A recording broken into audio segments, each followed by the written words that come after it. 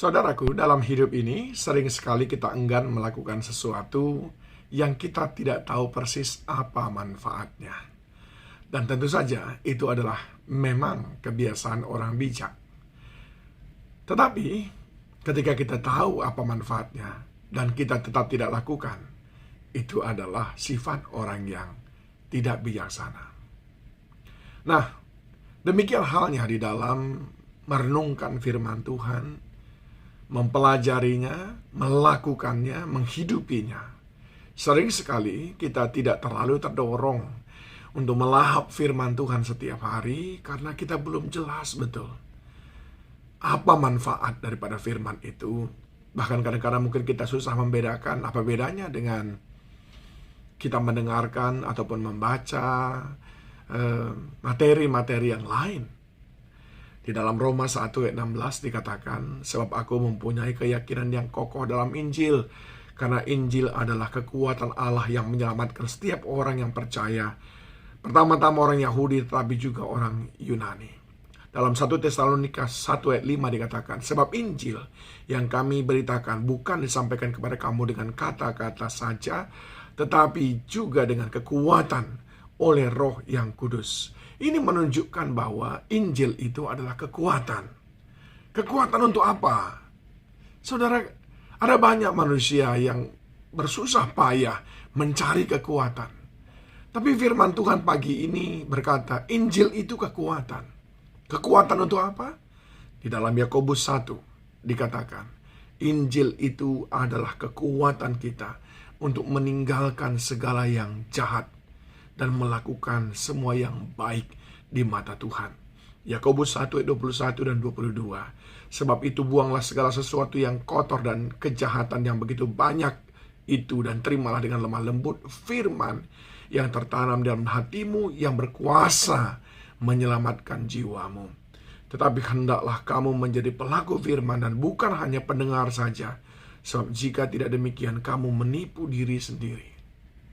Firman itu berkuasa untuk mengubah kita dari yang suka kejahatan, suka yang kotor, yang najis, menjadi pecinta kekudusan dan kebaikan, sehingga kita beroleh akan keselamatan. Bahkan di dalam 2 Timotius 3 ayat 16 dan 17 dikatakan, segala tulisan yang diilhamkan Allah memang bermanfaat untuk mengajar, untuk menyatakan kesalahan, untuk memperbaiki kelakuan, dan untuk mendidik orang dalam kebenaran.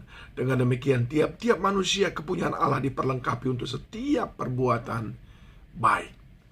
Itu yang pertama. Firman Allah menolong kita untuk meninggalkan yang jahat dan melakukan yang baik, meninggalkan yang najis dan menyenangi yang kudus. Yang kedua, pemazmur dalam Mazmur 119 ayat 105 berkata, firman-Mu itu pelita bagi kakiku dan terang bagi jalanku. Lewat firman Allah, kita akan mengerti jalan-jalan mana yang harus kita pilih dalam kehidupan ini. Firman Allah itu menolong kita untuk tidak salah dalam mengambil keputusan-keputusan dalam hidup kita. Ingat, bukankah Yesus berkata, aku adalah penasehat ajaib. Di mana nasihatnya itu? Ada pada firman-Nya. Yang kedua, firman Allah menolong kita untuk membuat keputusan yang tepat dalam hidup kita.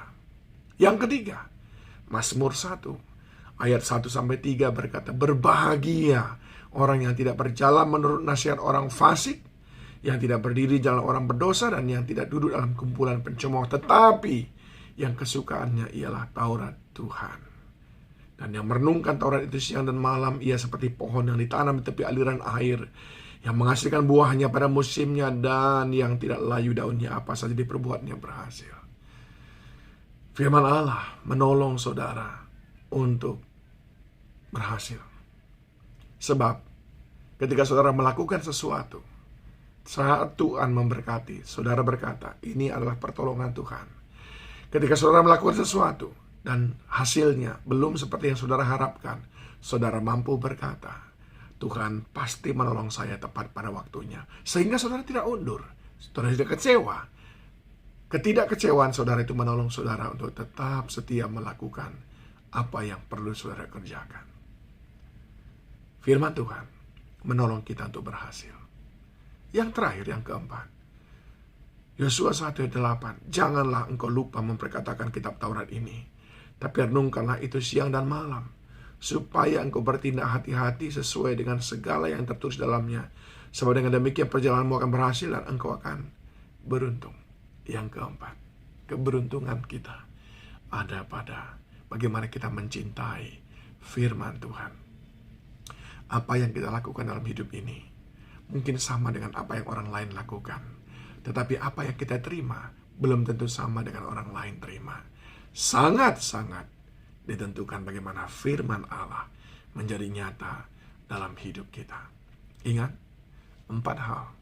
Firman Allah menolong kita meninggalkan kejahatan dan mencintai kebaikan.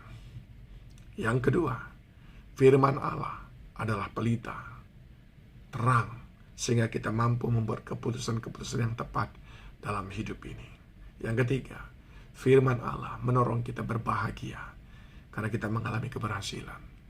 Dan yang keempat, firman Allah menolong kita untuk mengalami keberuntungan. Hal yang mungkin tidak kita harus miliki, tidak pantas kita punya, tapi karena kita tinggal dalam firman Allah, Allah memberikan kepada kita keberuntungan. Tuhan Yesus menolong saudara.